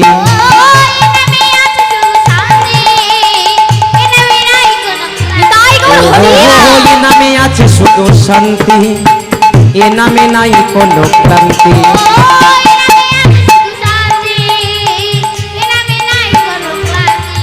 তাই বদন ভরে এই নাম গাই, বদন ভরে এই নাম গাই। বলো না কৃষ্ণ কৃষ্ণ না, কৃষ্ণ বলে কৃষ্ণ বলে বাহু তুলে এসো না ভাই হরি বলে। কৃষ্ণ বলে বাহু তুলে, আজ কৃষ্ণ বলে বাহু তুলে নাচে হরি বলে। ভক্তমণ্ডলী, ভক্তিমতী মায়েরা, আমি যে বারবার আপনাদের উলু দিতে বলছি, এই উলু দিলে কি হয়? কি হয়? ওতে কৃষ্ণ আর লুতে রাধা। তাই যত উলুর ধ্বনি দেবেন তত রাধা কৃষ্ণ বলা হবে। নিতাই গৌরী কৃষ্ণ প্রেমানন্দে হরি বল হরি বল। বাহ, খুব সুন্দর। আজ এইভাবে আজ মহারাজ বনে মৃগয়া করতে গেলেন। আজ মৃগয়া করতে এসে তাবু ফেলা হলেন। আজ যেই তাবু ফেলেছে, আজ রাজা সারাদিন বনে মৃগয়া করে করে ফিরে সন্ধ্যার সময় আজ গৃহে ফিরে আজ যেই না সেবা করে বিশ্রাম নিতে যাবে, রাজার নাকে এলো এক বিশ্রী দুর্গন্ধ। তখন রাজা আজ রাজ পেয়াদাদের বলছে, দেখো তো গিয়ে গন্ধটা কোথা থেকে আসছে। তখন রাজ পেয়াদারা আজ বনে খুঁজে খুঁজে খুঁজে খুঁজে দেখছেন এক বটবৃক্ষের তলায় বসে আছে এক মুনিবর। সে সাধনা করছে আর তার অঙ্গে থেকে এই বিশ্রী দুর্গন্ধ বেরোচ্ছে। তখন ওই রাজার রাজ পেয়াদারা তাকে অনেক অনুনয় বিনয় করলেন, বলছেন, ওই মুনিবর, আমাদের রাজা চন্দ্রধ্বজ এই বনে মৃগয়া করতে এসেছে, আর আপনার এই অঙ্গের বিশ্রী দুর্গন্ধে তিনি বিশ্রাম নিতে পারছেন না। আপনি যদি দয়া করে একটু অন্যত্র চলে যান তাহলে বড় ভালো হয়। কিন্তু তাদের কথায় মণিবর কোনো কান গ্রাহ্য করলেন না। তারা আর কোনো উপায় না পেয়ে তাদের রাজাকে খবর দিলেন, বলছেন, মহারাজ, এক মণির অঙ্গে থেকে এই বিশ্রী দুর্গন্ধ বেরোচ্ছে। আমরা তাকে অনেক অনুনয় বিনয় করলাম, কিন্তু সে কিছুতেই এই জঙ্গল ছাড়তে রাজি নয়। আজ মহারাজ রেগে গেলেন, বলছে, চলো তো, আমাকে সেখানে নিয়ে চলো। এই বলে আজ যেই না সেই মণিবরের কাছে গিয়েছে, আজ মহারাজ বলছেন, মণিবর, আপনি যদি কৃপা করে একটু অন্যত্র চলে যান তাহলে বড় ভালো হয়। আপনার এই অঙ্গের বিশ্রী দুর্গন্ধে আমরা যে বিশ্রাম নিতে পারছি না, তাই বলছি দয়া করে আপনি একটু অন্যত্র চলে যান। কিন্তু রাজার কথায় মণিবর কোনো কান গ্রাহ্য করলেন না। আজ মহারাজ কোনো উপায় না পেয়ে কি করলেন না, ওই মণির ঘাটটি ধরে ওই জঙ্গলে পরিত্যাগ করে দিলেন। আর মণিবর যাওয়ার সময় ওই ক্রোধ দৃষ্টি দিয়ে গেলেন রাজার দিকে, আর সেই থেকে শুরু হলো রাজার শূল বেদনা। কত কবিরাজ, কত বৈদ্য এলো, সবাই শুধু এলো আর গেল, কিন্তু কিছুতেই কিছু হলো না। কত রাজ বৈদ্য এলো, কত দেশ বিদেশ থেকে কবিরাজ বৈজ্ঞানিক এলো, কিন্তু কিছুতেই কিছু হলো না। নিতাই গৌর হরি বল হরি বল। এই ভাবের মাঝে অমৃত সমান আমার গৌর মিলাইল মধুর না। এই নদে বাসি জুড়ায় মন প্রাণ। উলধ্বনি উলধ্বনি,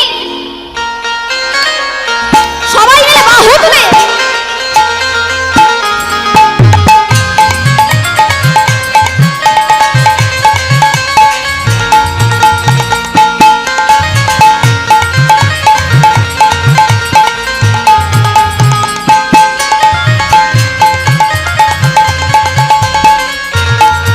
আমার নিতাই এনেছে হরিনাম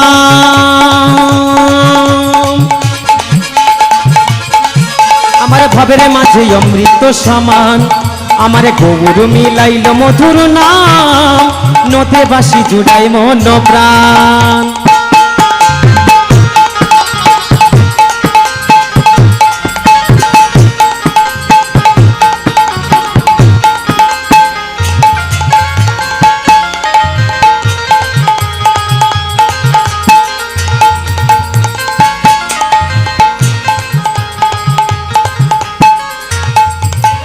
লক্ষ লক্ষ পাপি তাপি লক্ষ লক্ষ পাপি তাপি আরে লক্ষ লক্ষ পাপি তাপি লক্ষ লক্ষ পাপি তাপি এই হরি নামে পেল পরিত্রাণ হরি নামে পেল পরিত্রাণ আমার নিতাই এনেছে হরিনাম ভবের মাঝে নাম আমার গৌর মিলাইল মধুর নাম নদে বাসি জুড়াই মন প্রাণ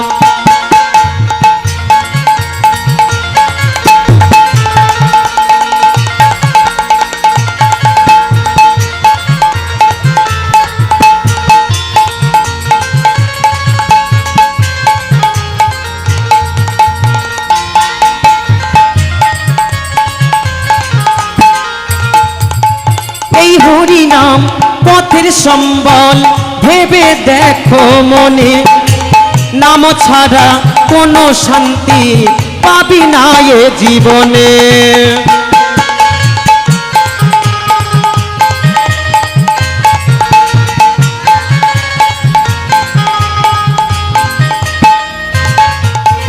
এই হরি নাম পথের সম্বল ভেবে দেখো মনে নাম ছাড়া কোনো শান্তি পাবি না এ জীবনে গৌর বলে নয়ন জলে কৃষ্ণ বলে নয়ন জলে ভাষা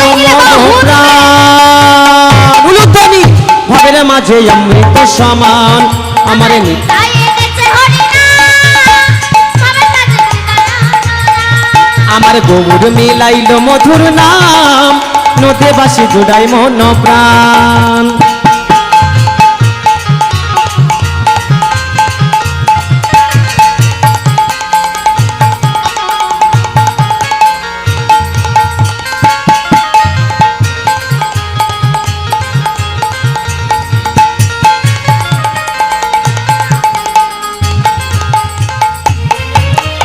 এই হরি নাম পথের সম্বল ভেবে দেখো মনে নাম ছাড়া কোনো শান্তি পাবি না এ জীবনে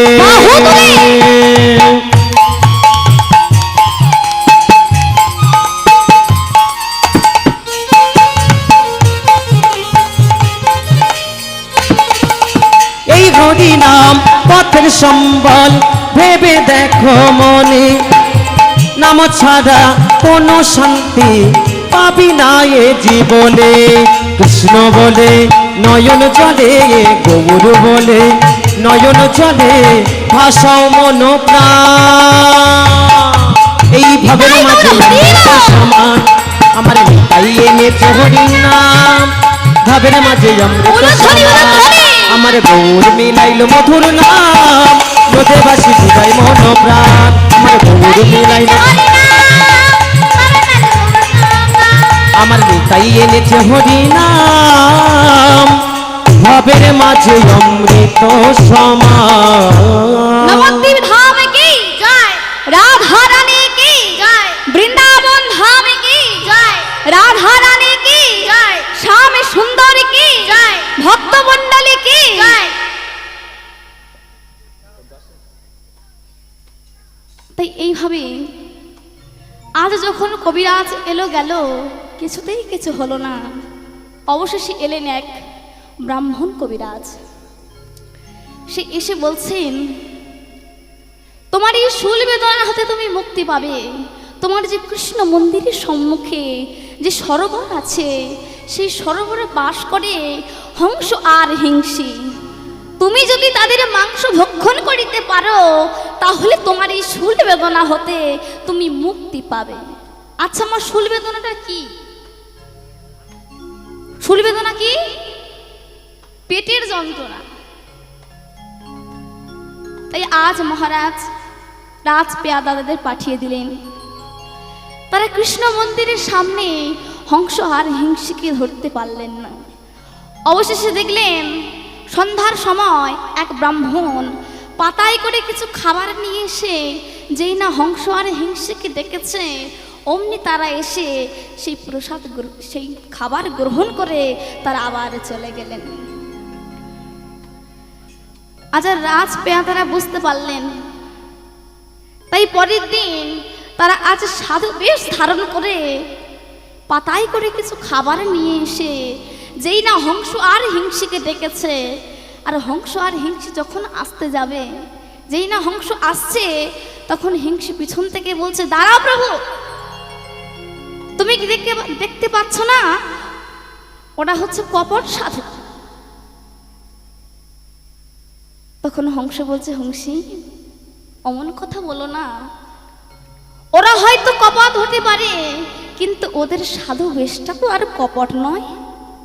তাই আমরা যদি না যাই তাহলে ওই বেশটাকে অপমান করা হবে।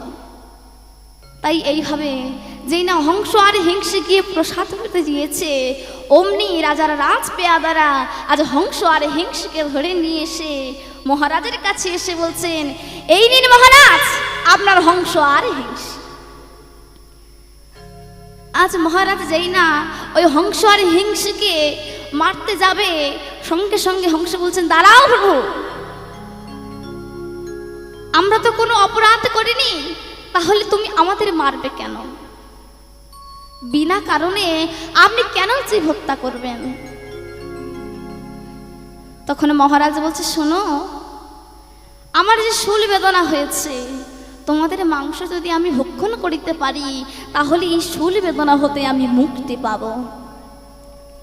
বলছে, শোনো, তোমাদের শুল বেদনা হতে তোমরা মুক্তি পাবে। তোমরা যে মৃগয়া করতে গিয়েছিলে, যে মণিকে তোমরা অপমান করেছিলে, ঘাট ধরে জঙ্গল পরিত্যাগ করেছিলে, সেই মণির চরণ ধৌত বাধি যদি তোমরা খেতে পারো তাহলে তোমাদের এই শুল বেদনা হতে তুমি মুক্তি পাবে। তাই মহারাজ আজ রাজ পেয়াদেরকে সঙ্গে নিয়ে সেই বনে চলে গেলেন। গিয়ে দেখছি সেই বটবৃক্ষের তলায় সেই মণিবর বসে সাধনা করছেন। ভগবান গিয়ে আজ মহারাজ গিয়ে বলছেন, মণিবর, আমরা যে বড় অপরাধ করেছি, তাই আপনার চরণে আমাদের ক্ষমা ভিক্ষা করলেন। আপনি দয়া করে আমাদের ক্ষমা করে দেবেন। আর যে আপনার কোন দৃষ্টিতে আমার শুরু হয়েছে শুল বেদনা, আপনি যদি আপনার কৃপা করে দক্ষিণ চরণটি বাড়িয়ে দেন তাহলে বড় ভালো হয়। এইভাবে আজ মণিবর যেই না দক্ষিণ চরণটি ধীরে ধীরে বাড়াচ্ছেন, দেখছেন সেই চরণ থেকে রক্ত পুঁজ পোকা ঝরে ঝরে ঝরে ঝরে পড়ছে। মহারাজ আবার প্রণাম করে বলছেন, মণিবর, আপনি যদি কৃপা করে আপনার ডান চরণটি বাড়িয়ে দেন তাহলে বড় ভালো হয়। আর যেই মণিবরের ডান চরণটি বাড়িয়ে দিয়েছেন, দেখছেন সেই চরণ থেকেও রক্ত পুঁজ পোকা ঝরে ঝরে ঝরে ঝরে পড়ছে। রাজা আর কোনো উপায় না পেয়ে ওই চরণ ধৌত বাঁধি নিয়ে এসে আজ রাজমহলে ফিরে তিন রানীকে ডেকে বললেন, শোনো, এই বাঁধি তোমরা যত্ন করে তুলে রাখো, আমি স্নান সেরে শুদ্ধ বস্ত্র পরিধারণ করে এসে এই বাঁধি আমি গ্রহণ করব। এই বলে আজ মহারাজ স্নান করতে চলেছেন আর বলছেন, এই জলটা একটু থিতিয়ে গেলে তবে এই বাঁধি আমি প্রাণ করব। এই বলে আজ যেই না স্নান করতে গিয়েছেন, আর তিন রানী মনে মনে চিন্তা করছে, আমাদেরও তো কিছু কিছু রোগ আছে, সেই রোগ হতে আমরা মুক্তি পাব এই বাঁধি যদি আমরা প্রাণ করতে পারি। এই বলে তিন রানী ওই উপরের সার অংশটুকি আজ তিন রানী ভাগ করে আজ খেলেন। আর মহারাজ আজ স্নান সেরে এসে দেখছেন ওই পাত্রে রক্ত পুঁচ আর পোকা ছাড়া আর কিছুই নেই। তাই মহারাজ আর রাগে ঘৃণায় আর খেতে পারলেন না। তখন বলছেন, বিদ্যুৎ মানে যদি শক্তি হয় তাহলে আমার এই শূল বেদনা হতে আমি মুক্তি পাব। এই বলে মহারাজ ওই বাঁধি নিয়ে আজ মাথায় ধারণ করেছেন। আর সঙ্গে সঙ্গে বেদবাণী হলেন, মহারাজ তোর এত বড় সাহস, তুই কিনা আমার বাদিকে অপমান করিস। তুই যেমন আমার চরণ বাদিকে অপরাধী করেছিস, তাই আমি তোকে অভিশাপে দিলাম, আগামী দাপর যুগে তুই হবি কালীয় নাগ। আর তুই যে চরণ ধৌতবাদী শিরে ধারণ করেছিস, তাই তোর মাথায় একদিন ভগবান নৃত্য করবেন। আর তোর 3 রানী যে সার অংশটুকু গ্রহণ করেছে, তাই তোর 3 রানী মাথা থেকে উদর পর্যন্ত হবে মানুষের আকৃতি, আর উদর থেকে পা পর্যন্ত হবে সর্পের আকৃতি। তাহলে বোঝা গেল এই কালীয় নাগ কে ছিলেন। এইভাবে ভগবান আজ যেই না ওই কালীয় নাগকে মারতে যাবেন, অমনি 3 রানী এসে বলছে, প্রভু আমার স্বামীর আপনি প্রাণ ভিক্ষা দিন। আর এদিকে বৃন্দাবনে যখন এমন দশা হয়েছেন, মা যশোমতী আমার মনে মনে চিন্তা করছে, না জানি আমার কানাই কেমন আছে। মহারাজ তুমি আমায় এখনই নিয়ে চলো, আমার কানাইয়ের কাছে তুমি আমায় এখনই নিয়ে চলো।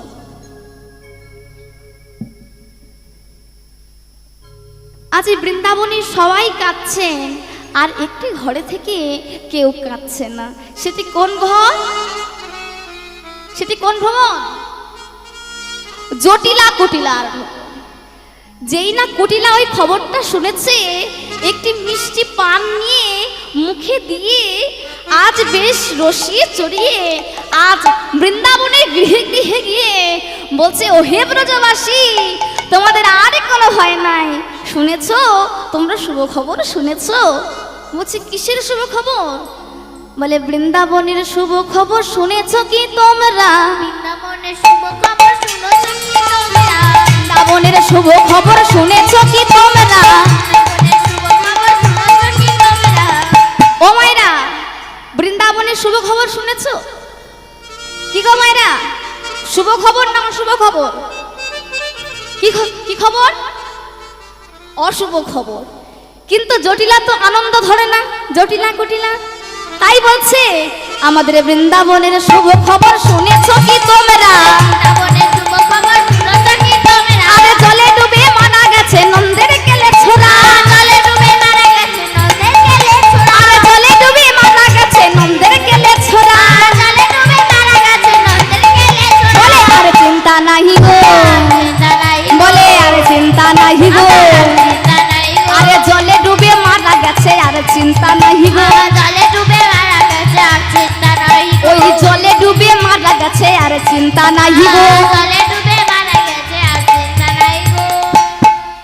আজ জটিলা কুটিলা আজ আনন্দে নাচতে নাচতে আজ সমস্ত ব্রজবাসীর ঘরে ঘরে গিয়ে বলছে। আরে যেই না ব্রজবাসীগণ শুনছে, তারা কাঁদতে কাঁদতে কালীদহের তীরে তারা ছুটে চলেছেন। আর মা যশোমতী আমারে বলছেন, মহারাজ আজ নিশীতে যে আমি স্বপ্ন দেখলাম যে আমার কানাই ওই কালীদহের জলে ডুবে মারা গেছে, তাই তুমি আমায় এখনই নিয়ে চলো। আমার যে মনে বড় ডাকছে, তুমি আমায় এখনই নিয়ে চলো। আজ মহারাজ যেই না নিয়ে গেছেন, দেখছেন শ্রীরাম সুদামে দাম পশুদামে বলরাম সবাই আছেন, কিন্তু তার কানাই নাই। তাই মা যশোমতী আমার কাঁদছেন আর বলছে, ওরে শ্রীরাম, ওরে সুদাম, ওরে মধুমঙ্গল, আমার তোরা এখানে সবাই আছিস, কিন্তু আমার কানাই কোথায়? কেউ কোনো কথা বলছে না। শ্রীরাম অঙ্গুলি দিয়ে ইশারা করে বলছে, মা গো, তোমার কানাই ওই কালীদহের জলে ডুবে মারা গেছে। যেই না খবরটি শুনেছে, মায় আমার অঝরে নয়নে কাঁদছে না রে, বলছে, ওরে কানাই, একদিনে তোকে দড়ি দিয়ে বেঁধেছিলাম বলে আজ তুই কি সেই অভিমানে চলে গেলি? ওরে কানাই, তুই একটি বারে উঠে আয়, তুই একটি বারে উঠে আয় কানাই।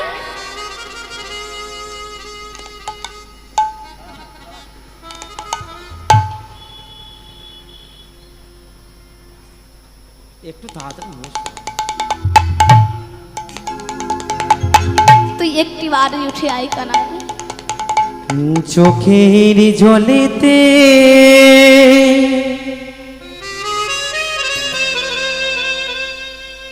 ভাসিছে দেখো তাই গৌরী কৃষ্ণ প্রেমানন্দে হরি বল হরি বল। অভাগিনী এক মা, অভাগিনী এক মা, চোখের জলে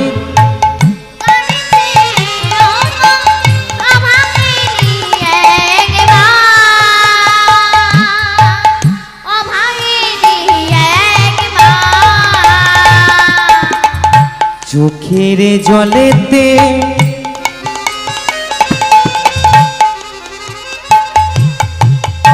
ভাসিছে দেখো অভাগিনী এক মা। আয় কোলে আয়, গোপাল আয় কোলে আয় বাবা। আয়,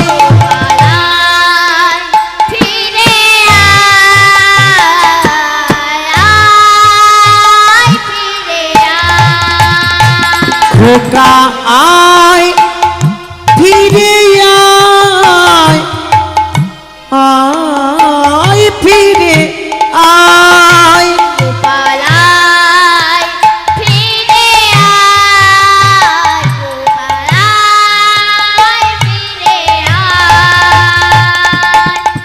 দশ মাস 10 দিন গরিবে ধরে পেলাম কত যন্ত্রণা, প্রভু তোমার এই কি লীলা, কেন এত ছলনা। খোকা আয়, গৌরী হরি বল হরি বল। খোকা আয়,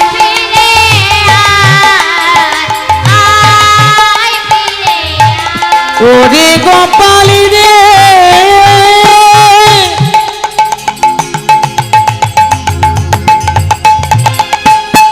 ও গোপাল,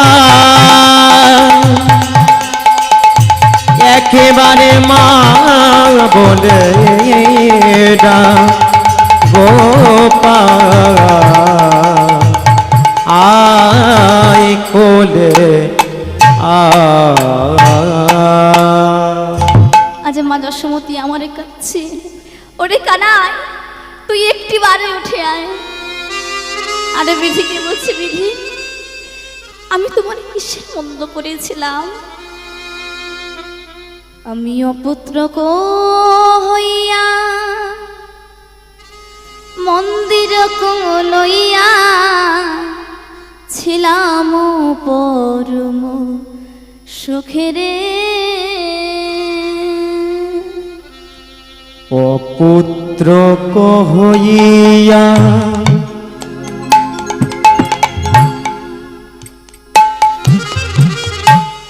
মন্দির লইয়া ছিলাম পরম সুখেরে। অপুত্র হইয়া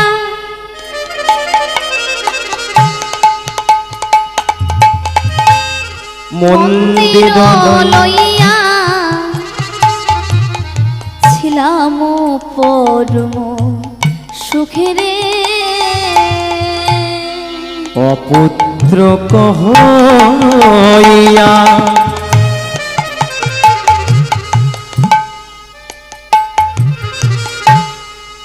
মন্দির লইয়া ছিলাম পরম সুখেরে, ছিলাম পরম সুখে।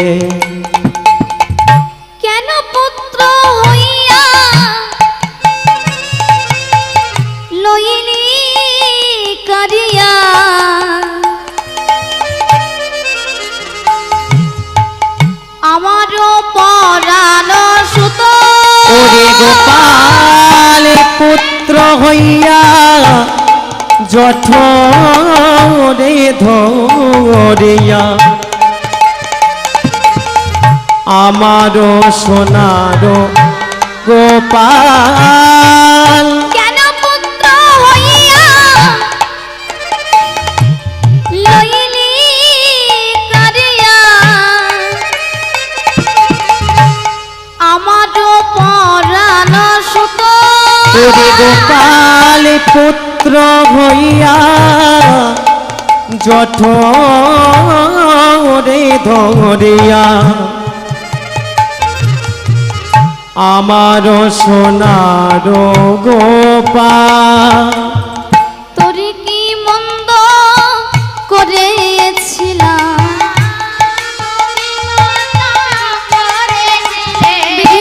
তোরে কি মন্দ করেছিলাম বলে তুই কি মন্দ করেছিস কেন গোপাল ধরে কেড়ে নিলি তোরে কি মন্দ করেছিলাম গোপালকে তুই করিলি মন্দ তুই কি মন্দ করেছিলি তোরে গোপাল তোরে বলি তুই কি মন্দ করেছিলি ওরে গোপাল তোরে বলি তুই কি মন্দ করেছিলি তুই কি মন্দ করেছিস রে আজ এইভাবে আজ প্রাণে গোবিন্দই আমার আজ ওই কালিও নাগের মাথার উপরও নাচতে লাগলেন আজ ওই কালিও নাগ ভগবানকে মাথায় করে নিয়ে আজ উঠে এলেন ব্রজবাসী গণের জীবন শেষ বাসিগণের জীবন দেখিয়াই উঠিল নটন বেশ ব্রজবাসী গণের জীবন প্রতি ফনায় ফনায় গমন করিছে নট বড় অঙ্গে নাচিছে হরি নট বড় অঙ্গে নাচিছে